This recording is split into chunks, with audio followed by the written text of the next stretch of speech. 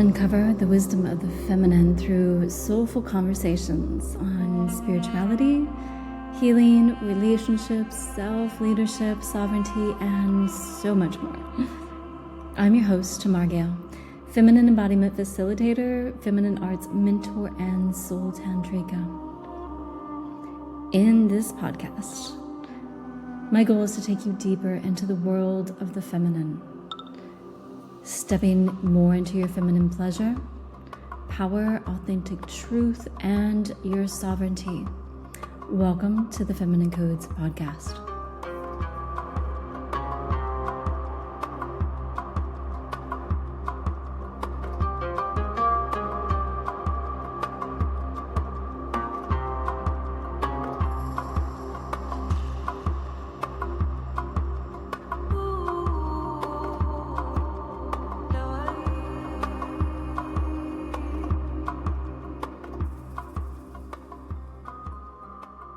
Welcome back to the Feminine Codes, and today I'm with Keri Nola. She is known by her clients as a shadow mama and receptivity queen. Her superpower lives in alchemizing scarcity consciousness, which we're gonna dive into for sure, and serving the givers as they remember how to receive and serve abundantly. She has been part healer, part teacher, part therapist, part priestess. And after over a decade of growing a fulfilling and profitable practice as a licensed psychotherapist, she then retired, and I believe it was 2017, and moved to Southern California. And her body of work evolved into the realms of mentor, guide. She's now an author. She does podcasts. Obviously, we're doing that today. And matriarch of Receptivity, portal for healing entrepreneurs. Welcome, Keri. I'm so excited to have you here. There is so much that we can dive into together, from receptivity to shadow work. And I know that you brought your deck with you, so I'd love to dive into that. Share with us a little bit about how you got to where you are and how you went from being a psychotherapist and sexual trauma, is that right, to where you are today.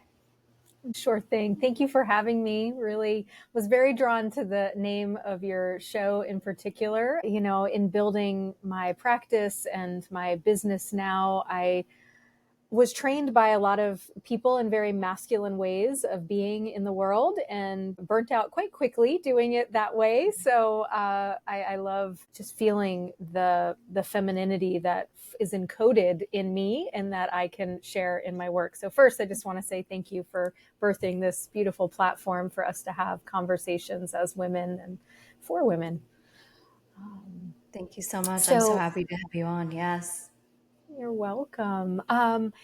So I came out of the womb ready to help people, like as young as 3 or 4. When people would ask me what I wanted to do, I just remember saying, I want to help people. And you may have seen in a segment of my bio that I used to play rescue, the TV show Rescue 911 from back in the day. I would pretend like I was taking emergency calls and saving the day. And I didn't know what a therapist was when I was younger, but as soon as I found out, I was like, yes, that's me. And spent almost 15 beautiful years being of service through that way and building a successful and just joyful healing center in Central Florida. And I never saw myself not doing that. It was such a part of who I was. It came so natural, and I loved it. So it took my body breaking down for me to actually hear the soul whisper.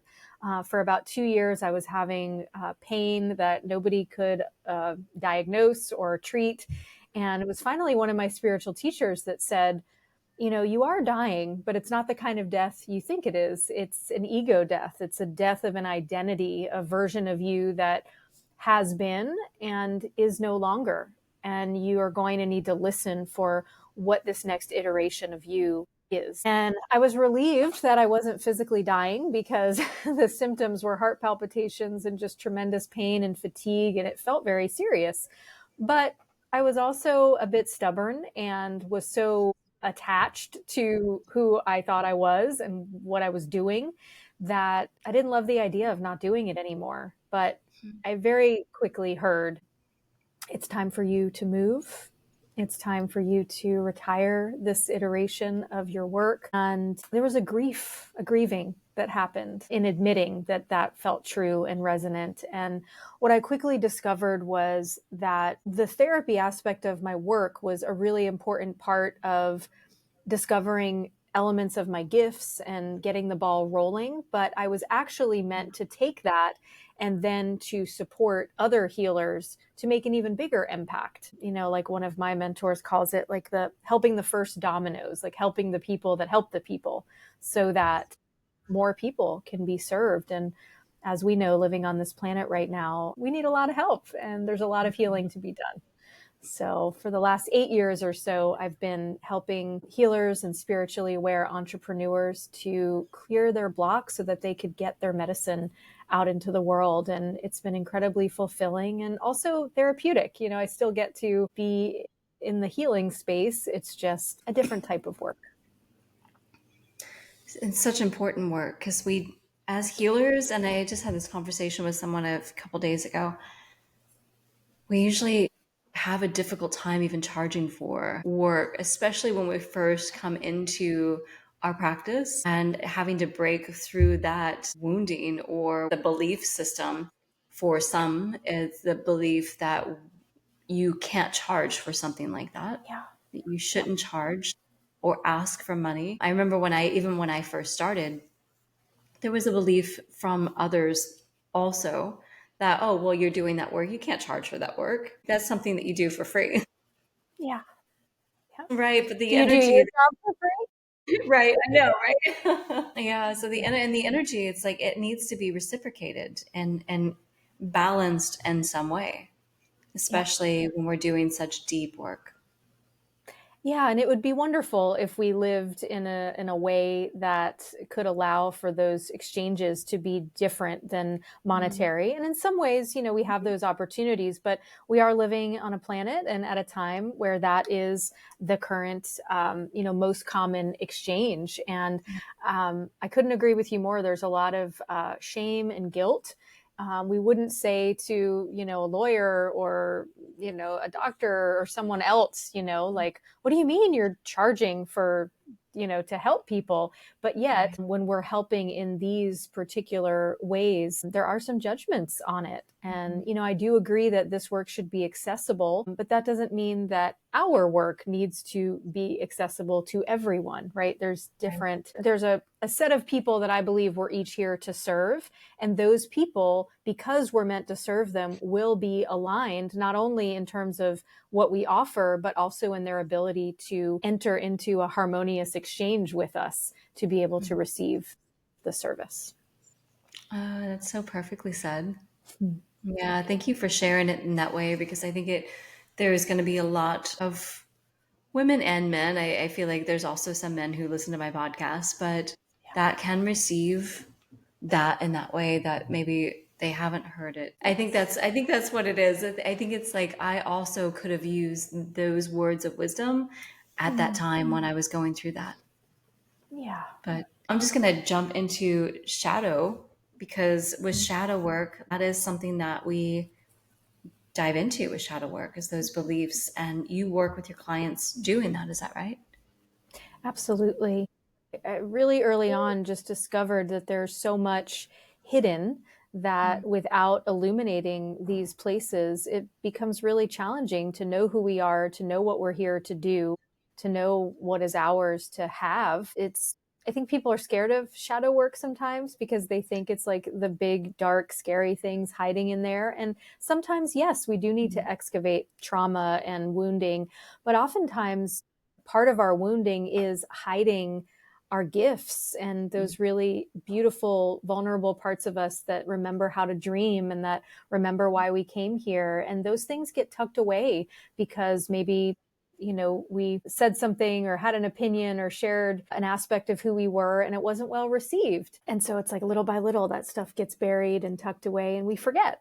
You know, oh, I didn't remember that I was intuitive. I didn't remember that I'm an artist. I didn't remember that I have a big voice that says important, meaningful things that people need to hear, right? Yeah, shadow work is really near and dear to my heart. I feel like it is the work that most of us are doing, whether we're calling it that or not, but we're finding what's hidden and we're allowing it to be revealed and expressed and put in its rightful spot so that we can be living truly expressed, authentic lives.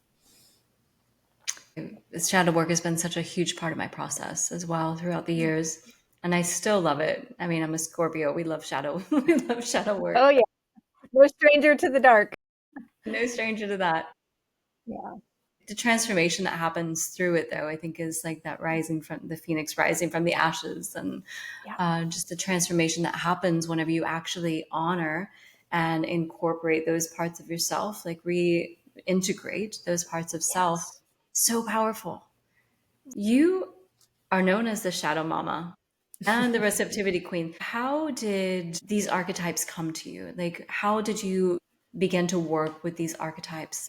I love that you said that last piece. How did they find me? Because more than me realizing these things, they were really reflected back to me by the clients that I was holding space for. I remember after I birthed the messages from Shadow, Oracle Deck, and Healing System, I was training a group of therapists on this body of work. And at the retreat, one of them lovingly referred to me as Shadow Mama. And they were like, "Ooh, I like that." And then it just kind of became a thing. And over the years, it was like, the one who helps us to see in the dark, the one who reminds us lovingly, nurturingly, the one we can trust to guide us. And so I was really touched by that. It wasn't something I would have, termed myself, but it made a lot of sense. And I felt really seen in that reflection that they offered me. And the receptivity queen came more recently. Originally, my community was called the Abundance Activator. And it felt somewhat true. I was helping people to activate their relationship with abundance and the enoughness of life, but it always felt like it was missing a little something. And people would often be confused that my work was only about money or only about making money, because they would hear abundance and they would immediately think money, financial. And I'm like, well, yes, and there's more. And one of my clients one day said, no matter when I interact with you, whether it be in a group or individually, I always feel more receptive on the other side. And I'm like, that's it. Mm-hmm. My body of work helps to open the channel of receptivity, receiving money, reconnecting with health or well-being or love or just truth, like walking a more authentically expressed path. And I realized that abundance is a side effect of our relationship with receiving. And that's when my community, I renamed it the Receptivity Portal, and realized that the abundance queen just what didn't fit anymore. And the receptivity was just more true to my nature and like the transmission that my presence and work offers. And I think receptivity is definitely one of the topics I wanted to talk with you about today. It's Yeah. this slowing down, the softness. And for me, it's following our cycles as a woman and really like just learning how to flow with life and to soften and receive. Um, there's definitely a power in that. And I would love to talk more about that. Can you explain what it means to live from a place of receptivity? And is there a way that we can really begin to drop into that and begin to practice that in our daily life? Absolutely. For me, it's a very humbling position or posture. And it really is a choice. Like, am I open to letting life enter me? Am I willing to be penetrated by life? And that's not just the things that we prefer or the happy, great, positive moments. It's also being worked by life, the way that life will present things that are challenging, that forge us. And it doesn't mean that we don't have any boundaries or that we can't say no. I want to be very clear about that. But it's like being open to what is coming for us, what is moving toward us. These are relationships, these are opportunities, these are experiences. And when we've experienced any trauma, especially receiving without our consent or permission, in the terms of, my previous work was in sexual trauma. And so if you've ever received physically, emotionally, spiritually without consent, your body is not very available for receiving. It says, no, I don't want that. And it can be really scary to learn, how do I filter? How do I live a life of openness and receptivity while being safe? So the first thing I want to say is, like, we need to find the places where we're storing harm or wound or hurt around receiving, and heal those with a trusted mentor, advisor, guide, so that we feel safe enough. We live in a body that isn't so armored up that we can't soften and let life in. One of the practices we use in my community is breath work. I love breath work as a tool. There's many different forms of it.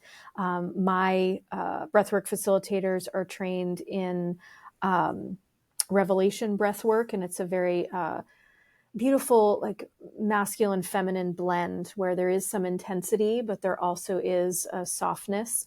And it's really a beautiful way to train the nervous system, that we can handle intensity and we can be safe in that intensity, and we can be present and we can regulate through that intensity.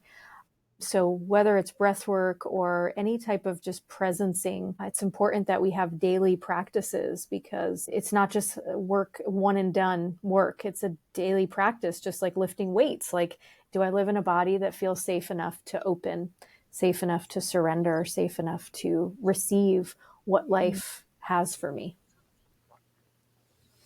Yeah, and I think you had touched on something earlier about your transition from the previous work and the wellness center that you created to what you move through and transition through. That's especially for women, that more masculine side of, like, the hustle. Yeah. And then being able to drop into receptivity, drop into that softness, drop into that stillness in order to receive. I think there's so many of us, and I've definitely been there myself, Yeah. who have struggled with that or are struggling with that. Yeah.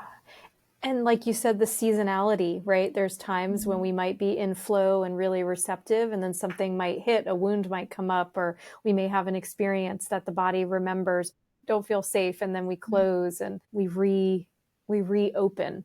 And I think that's why being in communities of women and remembering that we move seasonally and we have a rhythm, rather than looking outside of ourselves to do it the way somebody else did it. I find a lot of coaching programs or a lot of support networks are incredibly masculine. It's like, here's the 5 steps that we all need to do to do this. Here are the 3 biohacks that get you skinny quick or get you $1 million overnight. And it drives me nuts, because it's like, it may work for some people. However, we're all, bio-individual, and we have our own experience and our own nature. And really what we need is resources that remind us how to listen to that and how to take action from that particular space. And for me, receptivity is being available to hear the wisdom of my body, of my guides, of the creations that are trying to move through me. If I'm not open, then my mind might be picking things of, like, oh, you should do a podcast, or, oh, you should create this course, or, oh, you should sell this thing or do this service. But that's very different than my womb saying, this is yours, and we're ready to seed and conceive and birth this. And it has a very fulfilling quality when I move from that place, and when I help women move from there too. It totally does. It's completely different. And you mentioned the nervous system as well, that I want to touch on. How do we recode? Is there a way to recode our nervous systems to the frequency of really being able to receive on a large scale? Yeah, Because the nervous system absolutely. is important in every aspect of abundance and receptivity. Yep. I would say the first thing is to notice where you're not including your nervous system, where you're bypassing this very sacred resource along the way. Because if we try to do things without including our nervous system, it's really challenging. I use the term body-based business, right? Like, I'm never doing anything in my business that my body isn't in agreement with. Like, a lot of times, for example, I help people build their business. So let's say, they're trying to charge, $1,000 for something, but they have so much fear and their nervous system does not feel safe doing that. I would say don't override that. Uh, Charge what you feel, what's within your range. And then as you feel safer and safer, you expand. If a relationship doesn't feel safe, if a yes or a no doesn't feel safe, like, we include our nervous system by noticing that. And I think some people are afraid to do this because then they think, well, if I'm scared of things, I'm just never doing anything I'm afraid of. And I'm not talking about that. I'm saying, I see you. I feel you. I know you're afraid. What would help infuse more safety? And usually it's going slower. We are living in a very fast paced world, and that really amps up our nervous system because we're not designed to move at an untrue pace. So, you go step by step, breath by breath. If you can't do that without staying present, you're moving too quickly. There needs to be a slowdown, a recalibration. And this is really mature work. It's easy for me to sit here and say, oh, just slow down. But you've got so many messages that say it's not safe to do that, and hurry up and get there now and move You gotta quicker. hustle and you gotta Yeah. work hard for what you want. Yep. Keep going and Yes. don't give up. And so many programs that are called like boot camps or ninja moves to do your thing in the world. And there's a time and a place. And sometimes we do need to move with quickness, but is that moving with quickness true? Is it time to do that? Like, is the wave here and you're just following that wave? Or are you trying to move quickly just because you think that's what you're supposed to do, but it's not really time for Yeah. that. So right pacing is something that the nervous system really appreciates, and you will be rewarded for it. It's very expensive to exclude your nervous system. I say it's not free. You pay for that in adrenal fatigue, or paying a lot of money for something that you didn't actually need, but you just were fear of missing out, and so you had to dive in. But yeah, that's what I'd say about that for now. I see a lot of women coming out now and talking about the adrenal fatigue. And Yeah. for me, I know that I can flow within that hustle. There are definitely times when I've put myself in it and I know that it's not for me. I cannot, and I've tried to explain this to my boyfriend. When I am in hustle mode, when I am in that, like, I got to get things done, almost like it's almost like a survival mechanism that you can slip back into, then the magnetism and the radiance of being a woman goes out the door.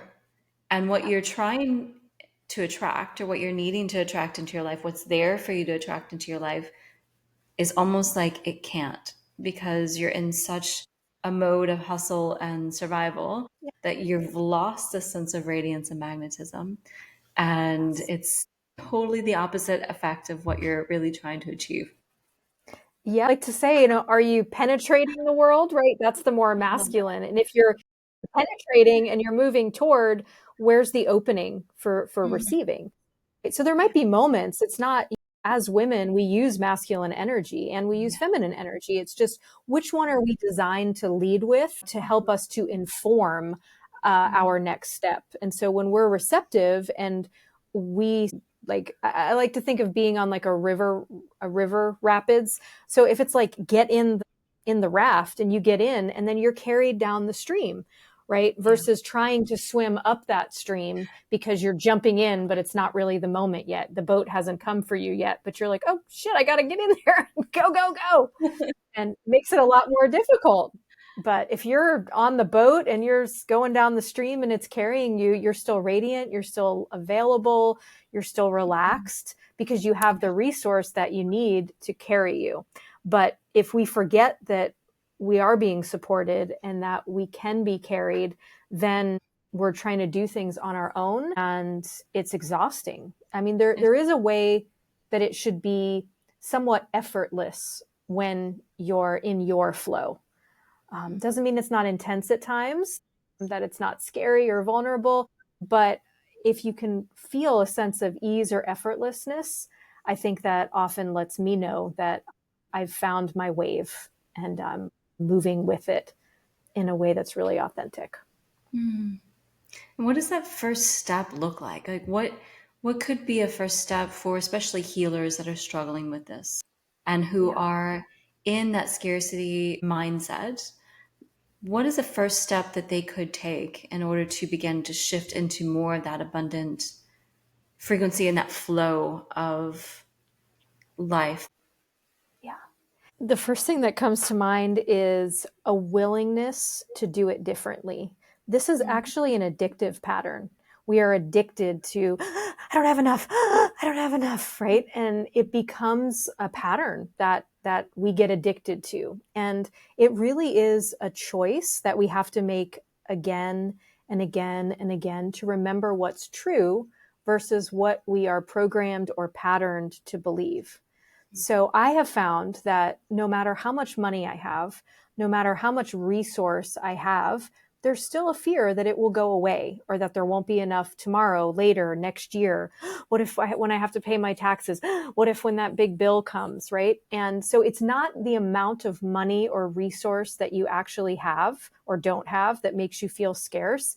It is the fact that we're living in this three-dimensional human life and we're wondering if there's enough here, and we're programmed with that constantly. There's too much, not enough water, not enough this, not enough that, and we start believing that there isn't enough. And when we are tapped into spirit and to the divine, to nature, we realize like we have what we need when we need it. Mm-hmm. And if you have the resources to be listening to this podcast today, to, have the internet, to have the phone, yes, there'll be times when you may have less or more in the bank account, but you are more resourced than you give yourself permission to recognize a lot of the time. Yeah, and I think So, I yeah, would. I'm just reflecting back on kind of where I've been throughout my whole journey of healing and shadow work and really reclamation and remembering. For me, and maybe you have this experience as well, the abundant mindset is so deeply connected with our connection to the Great Mother energy and the earth, and just it was yes, almost like a healing that had to happen for like this connection with the mother. Do you yes. find that in the shadow work that you do? Absolutely. And how disconnected most of us are from the earth, Mm-hmm. from our mother, right? We go to the grocery store to get our fruits and vegetables. Like we don't, like, have you touched the earth? Have your feet been on Mama Gaia recently? Are you feeling that pulse of the enoughness of life? Because we're very programmed to rely on non-nature, non-natural things to survive in this world. And it's part of that disconnection from the earth, from the land, from natural cycles that have us forgetting the abundance that is. So I'm really glad that you bring that in. It's a really important aspect. I'm reading a book right now called, I don't have it here, Service Berry. And there's actually something called the service berry. And I think the woman is a botanist or an herbalist. And she talks about how nature teaches us about abundance through its cycles and seasons. And it's just a beautiful re-education that I am just reminding myself of right now as I read it. Yes, that's kind of why I always bring in, it's part of the reason I bring in the cycles into everything that I do, like working with Yeah. the cycles of the feminine, which is also the cycles of the earth, cycles of Yes. our menstruation, the cycles of being a woman. Because whenever we can reconnect with the earth in that way and watch her cycles, maybe planting something, whether that's a garden or a flower, and nurturing that and just seeing the cycles play out in our daily life, really connecting with the symbols and the signs and animals and how everything speaks to us. Like, we know Yes. then that we are always provided for. We are always taken care of. Nature has its cycles just like we do. We're the same, and we're one and the same. Yeah, So I think absolutely. that book sounds really beautiful. And I think learning how to reconnect with the earth in that way, only because it was such a big part of my healing, that I share that. Wow, that's a big storm. I don't know if you could hear that. I just heard it. Yeah. We don't have storms in Southern California very often, so it's kind of comforting. It reminded me of home since I'm from Florida. I love it. I love it. My dog just got a little scared. Um,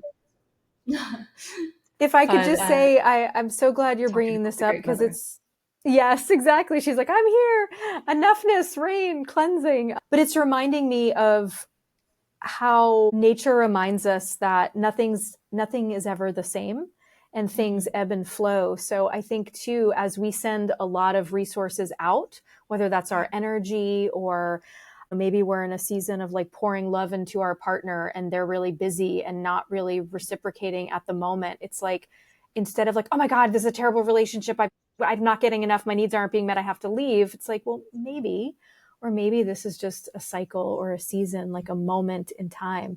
And the way that our resources ebb and flow, like our human self wants there to be all the things all the time.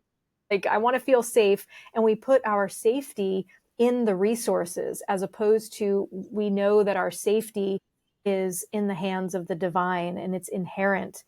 Not because I have this much money, am I safe? Or because I have this partner, am I safe? Or because I have this going on with my health, am I safe?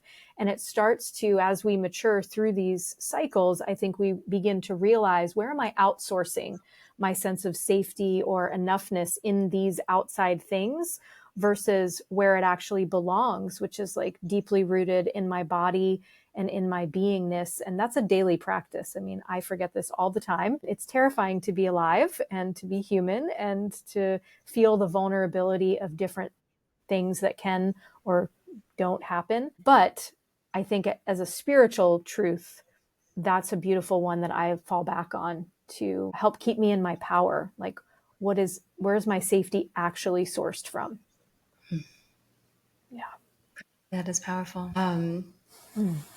And I love just bringing that back to self and the sovereignty and the way that I see sovereignty. I Yes. had someone ask me, well, what is sovereignty to you? Mm-hmm. Because for them, it meant something completely different. So, in the way Yeah. that I see sovereignty. Yeah. Mm. There was another question that I had around shadow work, actually, Mm. because we're talking about abundance and how we can shift that mindset. How does shadow work unlock abundance for anyone, really? I mean, but Yeah. especially spiritual entrepreneurs, people who are in this line of work, where we're giving of our, it's basically from our soul, like our Mm-hmm. soul purpose, our soul work, and so Yeah. it's really deep. How can we work with shadow work in order to heal some of those places? Well, first, I would love to, in a minute, introduce you guys to my shadow deck, and we can actually do a reading to see if we can move some of this energy for you listening. But a lot of times when we're blocked and we don't feel like we're connecting to the resources that or abundance that we sense is for us, we need to illuminate, where is that coming from? What is the origin of that block? And shadow work is a powerful way to do that, to ask the question, like, what am I missing? What am I not seeing? Why do I keep repeating the same pattern over and over and over again? What I find a lot of times, and my shadow deck does give insight on this, is we could be carrying things from our lineage. A lot of times we're carrying beliefs about money, about what we're allowed to have or not have, who we're allowed to be and not be, according to what our family did or didn't do, or what they've healed or haven't yet healed. That travels down the lineage. And if you are the most conscious one in the family line, then it becomes your responsibility to bring to light what hasn't had an opportunity to heal yet. And sometimes our most stubborn patterns are showing us those places that are ready to liberate and to break free. And there's lots of different ways that shadow work can be done. I like the most efficient ways. So I find that my deck is great because it just shows you that thing that you haven't been able to yet see. It's not your airy fairy rainbows and unicorns. The reason I birthed it was because I was in that time where my guides were trying to get me to stop doing my therapy practice and I wasn't listening. So I'm really sick.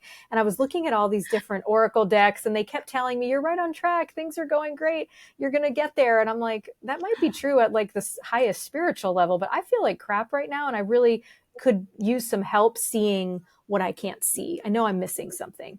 And in meditation one day, these 33 energies just dropped in and I really quickly grabbed a pen and it became the Messages from Shadow Oracle deck. Just these patterns that can keep us stuck. So would you be open to me doing a reading for our listeners? Okay. Of course. This is so fun. So what I love is that energy knows no bounds, time, space. So this is the Messages from Shadow Oracle deck and healing system. I'm going to shuffle and I'm going to pick 2 cards. And so I want you to be asking in your body whether card 1 or card 2 has a message for you as you're listening. And just taking a breath. Each card also correlates with the major chakras. So we've got 2 particular chakras showing up here. So if you selected card number 1, the energy of fear is keeping abundance at bay.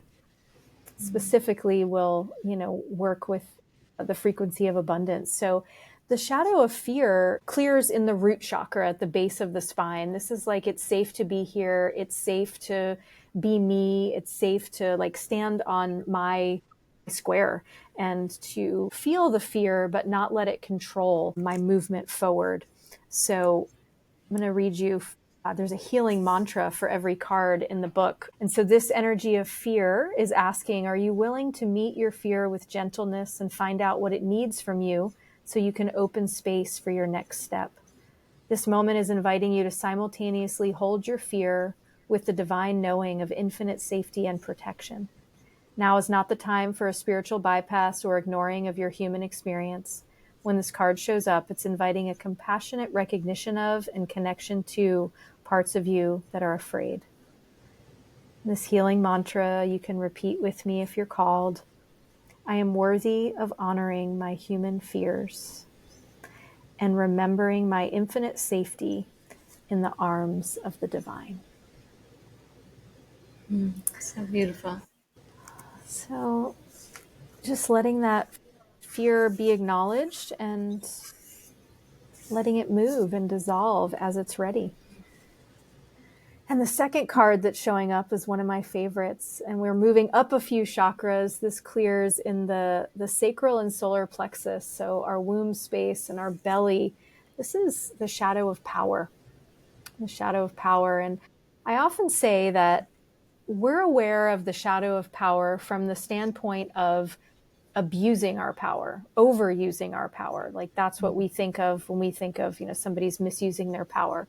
But what I want to introduce here is that it's also a misuse of your power to not stand in it, to not use it, or to remember how powerful you actually are and who you actually are. And I feel like that's probably more of what our audience today needs to hear, that minimizing your power is also a misuse of it. And there's an opportunity here to welcome more abundance by stepping into your power. I'm hearing the term like big deal, acknowledging that you are a big deal, that you are a bigger deal than you may have been giving yourself permission or credit for. And yeah, it's not helping anyone for you to play small or to forget. So, are you willing to be honest with yourself about how you are under or overusing your power and make a choice that resonates with your divine power moving forward? I am worthy of standing firmly in the truth of who I am. This is the home of my divine power. Powerful cards. It's more the second one that stood out to me as far as like the face of the card that I saw. I don't remember seeing the first one, the fear card. Yeah. Maybe I should see it. Okay, Yes. yes. That Yeah. fear energy. Yeah. Thank you for sharing that with all of us. You're so welcome. Thank you for receiving it. I like people to know that, you could work with those energies. Sometimes they clear right away, and it's just as easy as like acknowledging it and like letting it soften and untangle. A lot of times there's not much for you to do. It's not like you have to manhandle these energies and like hurry up and change them or fix them. You're just like, oh, I see this. I let this dissolve. I let this be, I let myself be supported in releasing this. Let it be easy. Like, where could it be easier? Yeah, The acknowledge, just the acknowledgement of it can shift. very Where much. can they find your cards? Where can do you Yeah, are you selling I them do. on your website? They are on my website. So my website is kerinola.com, or messagesfromshadow.com takes you right to the page with the shadows. And I do shadow readings for people as well. If you want to get the deck and work with it yourself, there's a booklet and it explains everything, but some people just like to receive, and that's available as well. All right, and all of the work that you do with the abundance, then the Yes. receptivity, is all of that on kerinola.com? It sure Yes. is. And I recently rebirthed it. So it's the most current and, yeah, true expression. And one other thing I just want to mention, since we did talk about the abundance, is I have a free gift on my site, and it's a money date journal. So it walks you through a gorgeous practice. It's really what repaired my relationship with receiving, and particularly with receiving money. In 2014, I dove into this practice that came to me, and I journaled and spoke to money daily for a year. And it really helped me to understand how I was relating and to think of it as a relationship, right? We wouldn't think that things would be going that well with our partner or our friends if we never talked to them or went on any dates or had any fun together. And yet we're engaging with money and resource often in a way that is not very healthy or relational.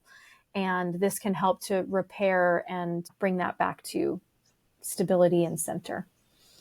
Wow, thank you so much. That's exciting. And it's true.